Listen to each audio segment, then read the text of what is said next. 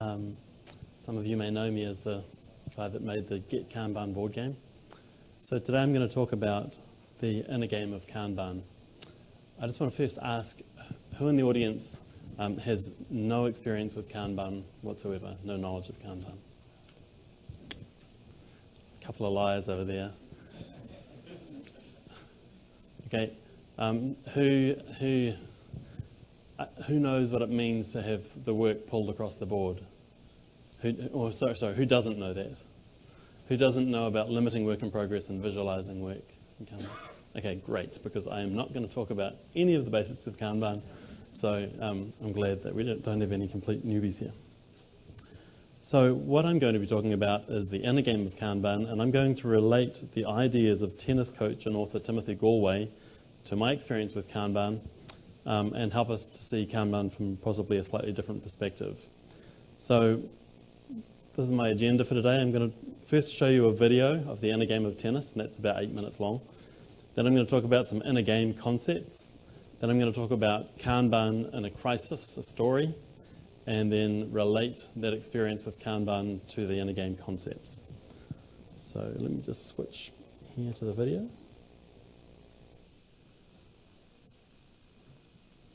And I don't know what I'm doing with iMovie, so I'm just going to play it like this.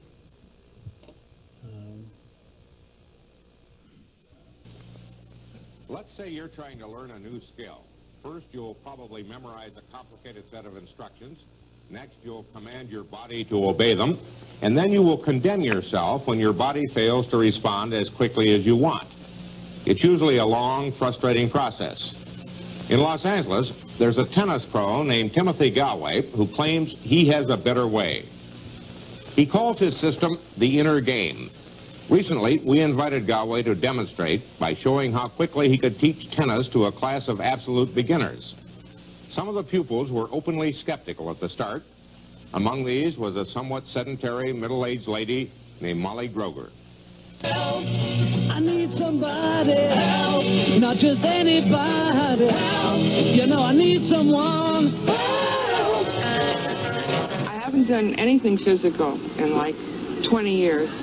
I could just picture myself as like just chasing balls all the time, you know, never hitting it, just chasing it. And I'd heard about the inner game, but I really didn't think it would work with me. As a matter of fact, I had called yesterday to cancel it because I thought it'd be hopeless, but I was talked into coming. If we'd have been learning how to walk the way we learn how to play sports, our dad would have been there saying, okay, now, Tommy, first you put your left foot out and you put your weight in the heel of your foot, then you sort of shift on over. No, don't shift so early. Shift about now. After you've taken this forward past your right foot, then you shift over and you put your weight in your left foot. You understand? But this isn't how it went. Instead, little Tommy sits and he just notices his father walking. He just sees him. He's not even studying it. He just starts doing it. And he falls over. And after he falls over, he doesn't say, oh, darn it, I'm doing so badly, I'll never learn how to walk. I always fall to the right. How come I'm falling to the right? He gets up, he falls the other way. And this isn't just trial and error. This is trial and correction. Trial and correction. But the correction is self-correction. No one's there telling him from outside how to do it. He learns from his own experience, and he learns very rapidly. Now, the idea of the inner game is to learn to play tennis in the same way. To learn to play without always trying to consciously control your actions. I'm going to have Tim hit some balls to me, and as the ball flies through the air, I want you just to watch it. In the very instant the ball hits the court, I want you to say bounce. In the very instant the ball hits the racket, I want you to say hit. So you just be saying bounce, hit. All you need to do is watch the ball, okay? Bounce. The key of all the exercises in the inner game is to focus the mind's attention somewhere where it will not interfere with the body's ability to hit the ball automatically. You stand here and Tim will throw you a couple, and you just continue doing the same thing. Should I try to hit it? Not at first. At first, just say bounce when the ball bounces and hit when you would hit it. But don't hit it. Then after you feel like hitting it, go ahead and hit it. You might start listening to the ball, Molly. Listen to how it sounds on your racket. Hear that? Yes. Hear that one? What did that sound like? Very dull. It was like wood. That wood sound. Keep listening and you'll hear the sound that you like pretty soon. Just listen to it.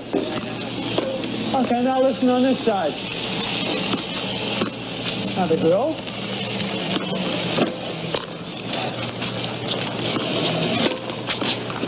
Okay. Now be aware that racket is part of your arm. That's it. Just feel it. Don't try so hard. Let it happen. That's it. Do what's comfortable, Molly. Every time I did start to think, things went wrong. Just feel the pace. When you just stop thinking, the body seems to know what to do. Can you feel with your left hand where it is? Let it go. Just in the back there. Feel it. Okay.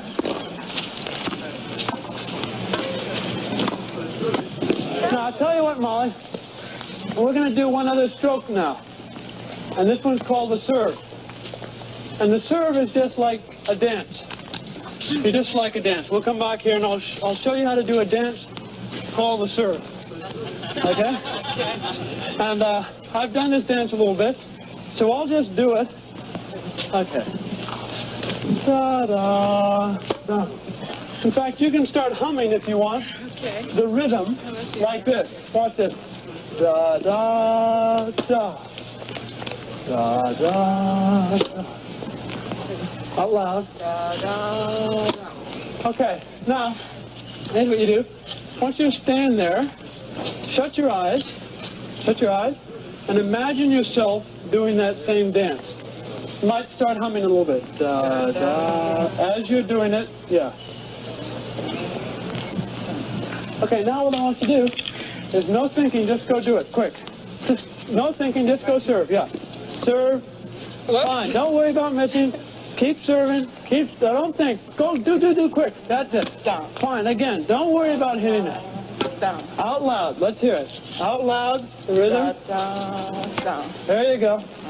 I get them to hum the rhythm of my serve. So they're not thinking, oh, this is what he's doing with his elbow, this is what he's doing with his hands. They're not trying to remember all that. They start humming. And they see themselves doing very similar things, muscular movements, to what I did. But they're not thinking about it, so it just comes out naturally and fluidly. So that didn't take long. That's called serving.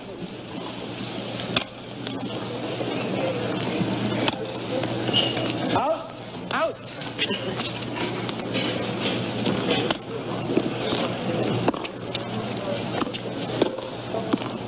Don't miss it. Sit. Come. Okay? Okay, that's your first point in tennis. Score is 15-love. Fantastic. Amazing. Beautiful. Okay, Molly. No need for you to miss. All of a sudden, everything became effortless. I was just sort of like floating along, and doing what came naturally, and I said, I'm playing tennis. It's really beautiful. Have a clear idea of what you want. Then let it happen. Don't try too hard. I'm going to try to make you miss, Molly, because it's going on too long. So I'll just get a little bit harder. You just keep watching the ball.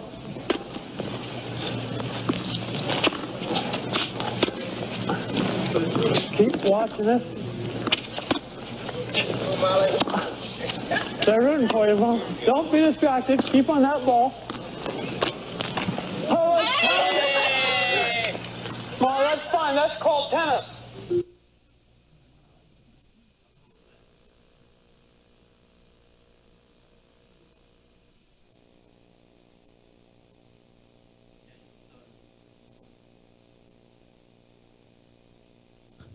So we're going to pick apart the video a little bit in a moment, but basically what we saw there was that the inner voice, the inner critical voice, was quieted, allowing the body to learn and perform free from interference.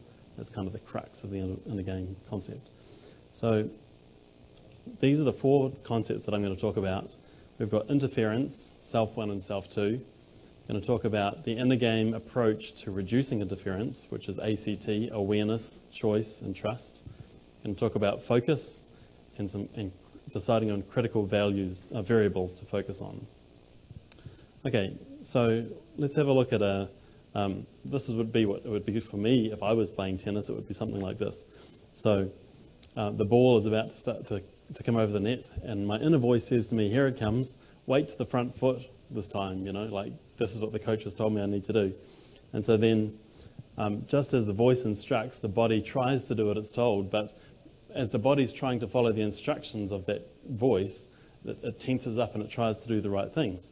And so then, as a result, the movement is a little bit awkward, and the ball doesn't go exactly where I want it to go. So then the inner voice says, oh, that was useless. My wrist was too tense. And then the opponent returns a nice shot, and it's to my backhand, and I think, oh no, this is going to be tough. So my inner voice is going on again. And so then again, my performance is compromised, and I say to myself, oh, I'm just having a bad day. And then eventually, after a few of these kind of bad day experiences, I say, well, maybe tennis really isn't my thing after all, right? So we have this cycle called what Tim Gallwey calls the interference cycle, where we've got a distortion in perception. So when the outward thing is happening, this inward voice is attaching some value to it, and it's saying like this ball's coming over, and I'm scared of the ball, and so because I'm scared and I want to try and force my body to work a certain way, I get a distortion in the response. So my body is not able to act fluidly. And so as a result of that, I get a distortion in the results. I don't hit the ball as cleanly as I wanted to. And as a result of that, this inner voice again is criticizing me, saying, oh, you're useless anyway. And so we get this a cycle which strengthens itself. So who is the voice? Well, the voice Tim Gallwey calls self-1. And who is the voice talking to? He calls that self-2. So who actually is self-2? Well, actually, self-2 is our inner ability to do things without instruction. It's the physiological, psychological part of us that is able to comprehend thousands of things at once. Just sitting in this room, seeing all of the thousands of different things, and our brain is processing all of that instantly without a problem at all. It's the part of us that coordinates thousands of muscles just to stand, coordinates thousands of muscles just to walk, just to dance. This is an amazingly capable being that we have here. It interprets sounds as language with meaning. It interprets shapes as letters and words, and it recognizes faces instantly. So this self-2 learned to walk without any instruction. It learned to walk just by watching other people, and it learned to talk just by listening to other people and practicing. So we have this amazingly capable self-2. And self-1? Well, self-1 is the aggregate of all the instruction that's been given to us by our parents, by our teachers, by our society, and it's all those things that we've internalized to tell us what is the right thing and what is the wrong thing. It's like our inner voice which tries to keep us in check with what we think should be, and it's constantly judging us. So when self-1 is quieted and self-2 is able to operate without interference, we experience what athletes call being in the zone, right? And so, like, I'm not much of a sports person. The most kind of sports that I get is playing soccer with my 6 and 7-year-old kids. And so when I'm playing, kicking the ball around with even my kids, I'm constantly thinking about how I should be kicking the ball, right? Which foot shall I use? What shall I do now? How shall I turn? But you ask the experts, like Michael Jordan here, or expert soccer players, what were you thinking as you were making that play or as you were in the middle of the game? And typically their answer is, well, not much at all. I was just in the zone, not really thinking about how to do what I needed to do. And as a result of this, when we're in the zone and we achieve such things in a seemingly effortless way, the result is deep satisfaction. And you see this not just on the sports field, but you also see it in the workplace, right? When you're in the zone and you accomplish something without the interference of self-1, the result is deep satisfaction. So that's something we should be aiming for. Okay, so Tim Gallwey has this very simple equation, P equals P minus I, where big P is performance, little p is potential, which is the potential of self-2, and I is the interference from self-1. So basically we have this enormous potential of self-2, which is constantly being undermined by the interference. Okay, so tools to reduce this interference. So in sport, we've got this concept of ACT, awareness, choice, and trust. So with awareness, we want to focus, like you saw in the game with Molly. Actually, there was a little piece that was cut out. When, at the beginning he was asking Molly to say bounce, hit, bounce, hit. Then the next section, which I must have deleted by mistake, has got her saying bounce, hit as she actually swings the racket and hits the ball. And then you saw when she was practicing the serve, he asked her to watch him and just to say da-da-da, da-da-da. You remember that, right? And so while she was focusing on him and busy saying da-da-da, that basically didn't give Self 1 any room to do any criticism. And it just enabled Self 2 to absorb all of that physical and psychological information that was coming from Tim's body. And Molly's body was able to absorb that and then make use of it. And then when it was her turn to start serving, again, just saying da-da-da, quieted Self 1 and enabled Self 2 to perform to its potential. So the first thing there is awareness, that is looking at the outward environment, looking at the particular thing and just focusing on that thing intently takes away the ability of Self 1 to criticize. So what should we be focusing on? Well, we should be focusing on critical variables. And a critical variable is something that's observable, that's interesting and relevant. So in Molly's case, the bounce hit was clearly observable. It was interesting. It's not so boring that you don't want to keep doing it. It's kind of got some challenge, a little bit of challenge to it, and of course it's relevant to her hitting the ball.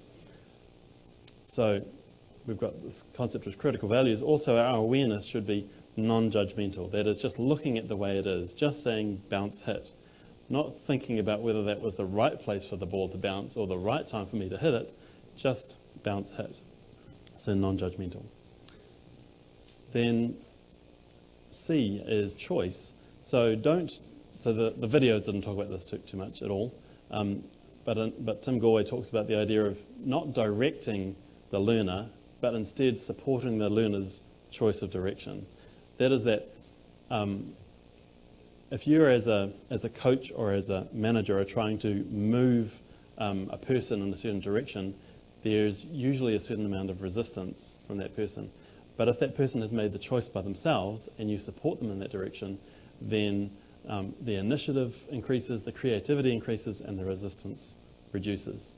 So leave the choice with the choice maker. And finally, trust. So we want to learn to trust in Self 2's potential and also trust in the natural learning process. This may feel like we're losing control. We're not allowing ourselves to direct things, but actually we're giving up an inferior form of control for a far superior form of control in Self 2. Right. So another key point that Tim talks about is this idea of focus, and that he says focus is the quintessential component of superior performance, the master skill. Now, why is that? Well, for us to learn anything effectively, we need to be able to focus on that. So as a child, as we were learning to walk, we did this without thinking about it. We were focusing, we were watching other people walking subconsciously. As we grow older, as we learn new skills, we need to be able to focus on things to be able to do that. As you're learning to drive at first, you need to learn how to shift the gear stick, right, at the right time with the clutch. You have to focus to do that.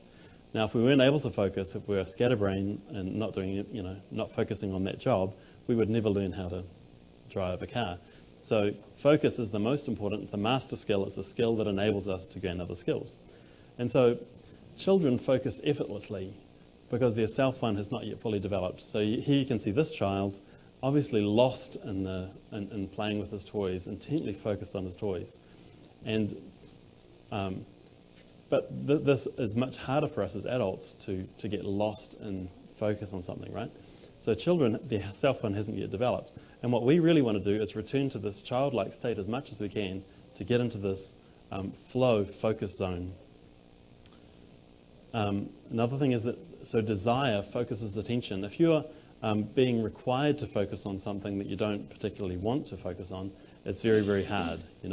You're constantly telling yourself to keep your eye on the ball.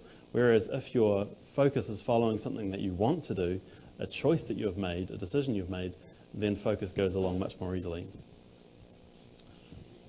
And so as a result of focus, when we're focused on something, self-two's actions are spontaneous and unexpectedly effortless, which is very enjoyable. So it might seem that we're talking about trying to stop thinking and just focus on our instincts, just allow our instincts to override. That's not at all the case. So what we want to do is allow self-two, which is not just our body, but our inner creative child, to come out and to do its thing. And so the capacity of self-two to create and recognize meaning is one of its most human attributes.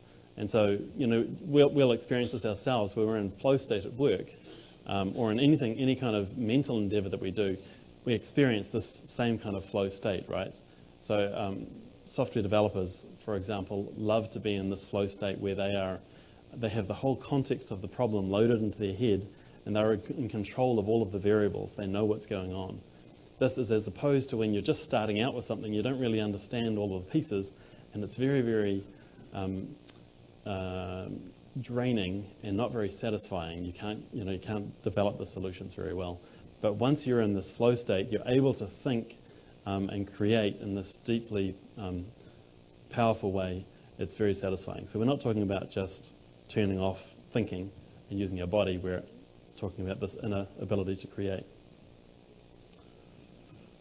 So yeah, as athletes find the optimum performance being in the zone, knowledge workers find optimum performance in flow state.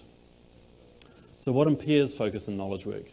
Well, a key thing is too much demand, too many things to do and think about. So we all know about context switching, but another is that these things all clamour for our attention. We have so many things going on, they're all needing our attention, so we can't focus on one thing very well at a time. Secondly, they also give us a cognitive overhead. We're trying to think about so many different things, and we get this overload where we can't think about things properly in detail. Then, as a result of that, we make poorer decisions than we might have if we are able to focus on one thing at a time. And as a result of that poor decision making, we get poor quality, and we get anxiety, and we get we get stressed because. And so this is kind of a self-perpetuating problem. What else impairs focus? Lack of context. So what is my place in the scheme of things, and how is what I do relevant and contributing to our goal? If we don't know these things, it can be very, your work has much less meaning, and your focus isn't quite the same. And if we don't have the ability to change the way things work, we can just be resigned to the fact that the things are the way they are, and then again, this costs our focus. Okay, so now I'm going to talk about a Kanban story, and the context of the story is an earthquake which took place on February the 22nd, 2011 in Christchurch. And the earthquake, like all earthquakes that take place in populated areas, was full of pain and trauma and humour and suffering. But what was special about the earthquake in Christchurch was that it took place in what we call the central business district. So this photo was taken immediately after the earthquake, and you can see the cloud of dust from the central business district. So Christchurch is New Zealand's second largest city by population, and when that central business district shut down, it was like structurally, all of the buildings in the area were structurally damaged, and the whole place was cordoned off. So basically all of the businesses that were located in the central business district in Christchurch were shut down. That meant that a good proportion of the population of Christchurch couldn't go to work, and a good proportion of the businesses in Christchurch wouldn't be able to survive in the short term. They would have a cash flow crisis. They would not be able to support their employees. They would not be able to pay wages.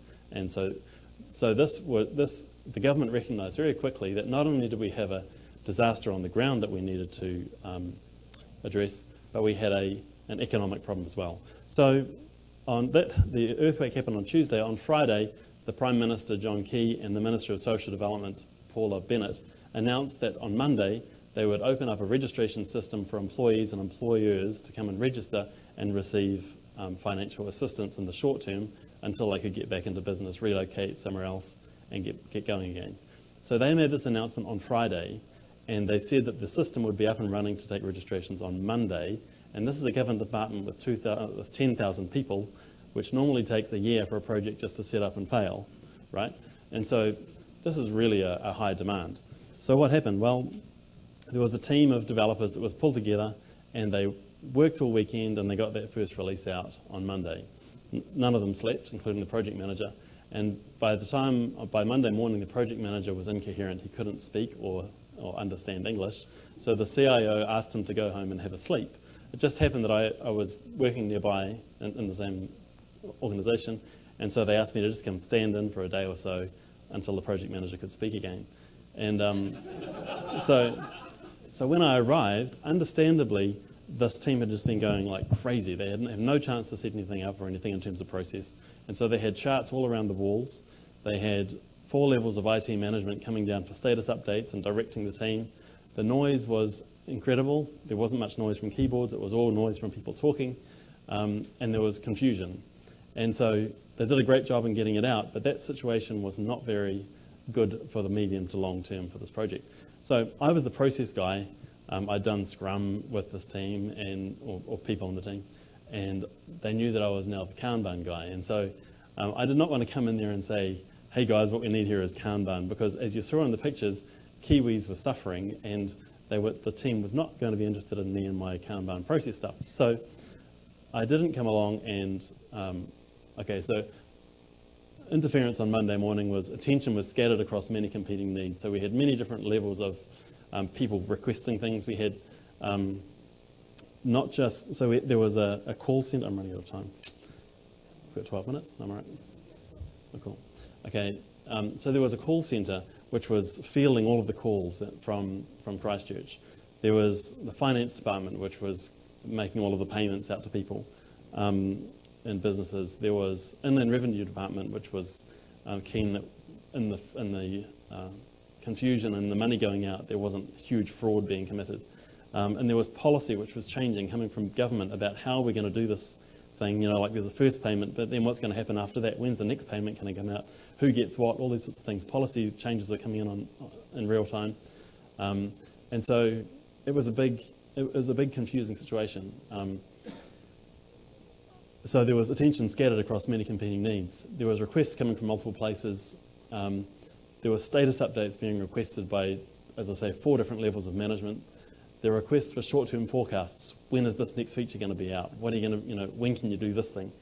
And the status of work was difficult to see because there were just like design diagrams all around the wall and tickets for things that needed to be done all around the walls. It was great, lots of information, but the noise, signal-to-noise ratio was very, very low. So, unfortunately, in the hurry, I didn't do 2 things. I didn't collect any data, which was really dumb in retrospect, and I took hardly any photos. This is a really poor photo, but it's the only one that I've got. And so, basically, what I did is came along and drew up a few columns, and this is very uncontroversial because everyone agreed that this is the way the process worked, some analysis and development, some tests and release. And what was a key piece of information was what release was it going out in that night. So there were 2 releases per day usually, or 1.5 releases on average. And so you can see the tag number 1 there, and that these items are going to go out in release number 1, and you've got a bunch of tag number 2s, which would be stuck on the next few tickets, those would go out in release number 2 that day. And so what was really important for the business was to know, in this case, you know, David talks about fitness criteria. In this case, they just wanted to know what's going out tonight because they needed to inform the call centre so that the call centre could then respond appropriately the next day to all of the calls and things and how to use the system. And so we would have these meetings on a Tuesday morning, for example, and the software would be in production on a Thursday. So the lead time was around about 2 days on average. Another key thing was that in addition to the tickets here, which are the features, if you like, we had small tickets, which we only had 2 per person, and so this was effectively limiting the amount of work that could be on the board. So I was saying before that the team wasn't so keen, I guessed, on me bringing in this Kanban process, so I didn't go ahead and write WIP limits up on the top. Instead, I just put these little avatars, or makeshift avatars, the little tickets with names on them. And this, in effect, limited the work in progress. So this is known as proto-Kanban because there's the potential for work to accumulate without these avatars. That's not a real WIP limit. However, in my management of the system, I would jump on anything without an avatar on it immediately, and the team was okay with that, with this idea of not allowing work to sit around, but to work on it immediately. So you can see these tickets here are waiting for release to the UAT, and then they'll go through to production very fast. Of the remaining tickets that are in progress, there's only one here which has not got an avatar on it. These ones are ready for dev. So the amount of work in progress was very, very low. You could say it was almost a conwip system or a cross between a Kanban system. Anyhow, so as a result, as I say, the lead time was around about 2 days, so very, very fast lead time. The system processed 250 million New Zealand dollars in a period of about 8 weeks. That's probably about 180 million US dollars. 70,000 businesses and employees were registered and serviced in that time. 8 weeks of development, an average of 1.5 releases per day, lead time of 2 days, and there was one escape defect resolved within 30 minutes with no impact. So this project was by far the highest quality software effort at MSD. Thank you. Well, it wasn't really my effort. It was the team, of course. And so, as I say, highest quality ever in this organisation, and the highest productivity ever. So normally this organisation would take 9 months to get going, 3 months to get into trouble, another 3 months until the trouble's kind of out and everyone knows about it, and then another 3 months to just make it fix it anyway and drag it over the line beyond overtime and budget. So here we go, highest productivity and highest quality by far. So what is it that Kanban did to help to remove the interference? So as I say, when I arrived on Monday morning, the place was rife with interference. And this is a bit special because of this particular case, but oftentimes in our work, we have all sorts of problems with interference, different kinds of interference, right? We've got confusion about what the whole goal of the thing is. We've got a lot of work that's sitting idle and accruing all sorts of problems which cause interference, which may not be that visible. Anyhow, we got all this sorts of interference going on. And so, the end game of Kanban is a very psychological type of thing. I'm not trying to apply that to the psychology of the people on the team, but rather the system itself, the interference in the way that the system is working. And so how Kanban removed interference in this case was that conversations now were not being had about so many different things. They were just being had about the one thing that was being worked on right now, or the small number of things. There was far less talking required because the information was all visible on the board. The board became the source of status information and short-term forecasting, so as those 4 levels of management came down, better time. I've got 7 minutes still.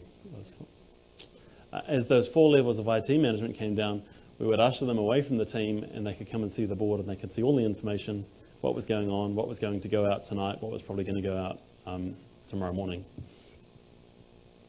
The selection process was included in the system, so rather than lots of people coming to different people on the team requesting this and that and the other and all the confusion, instead there was a very controlled selection of work by a few people that would go and talk with the business people, select the pieces of work, and those are the things that the team would work on.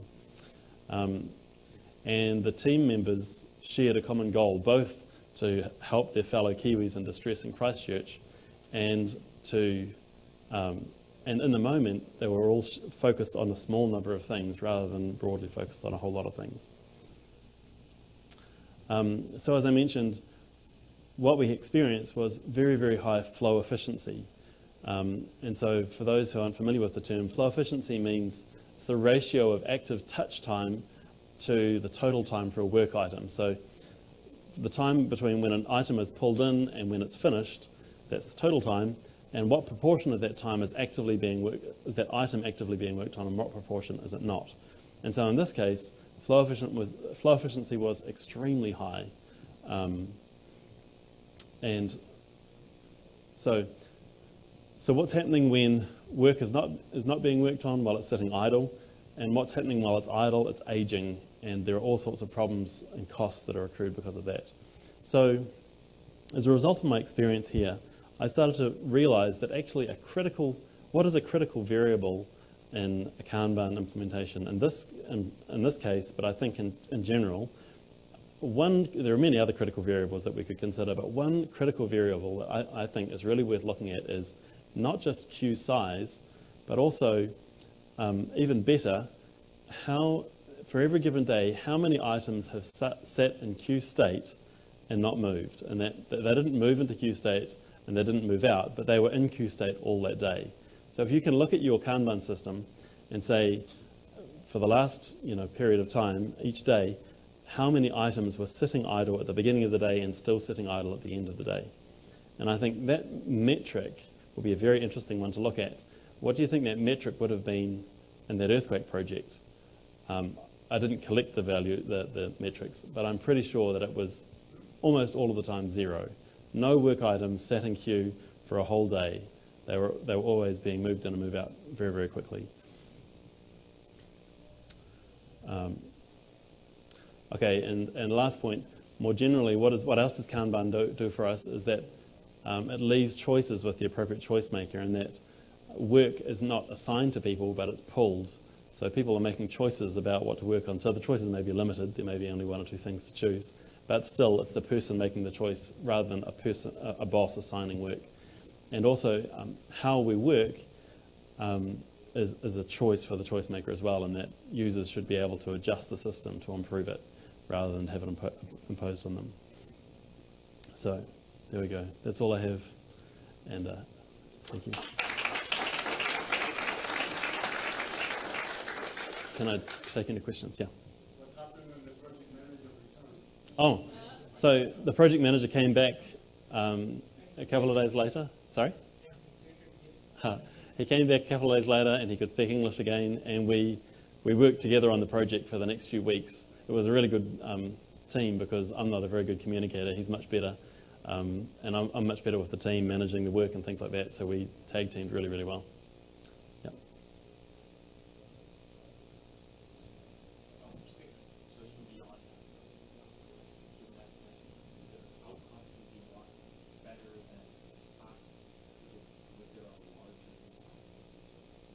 Right.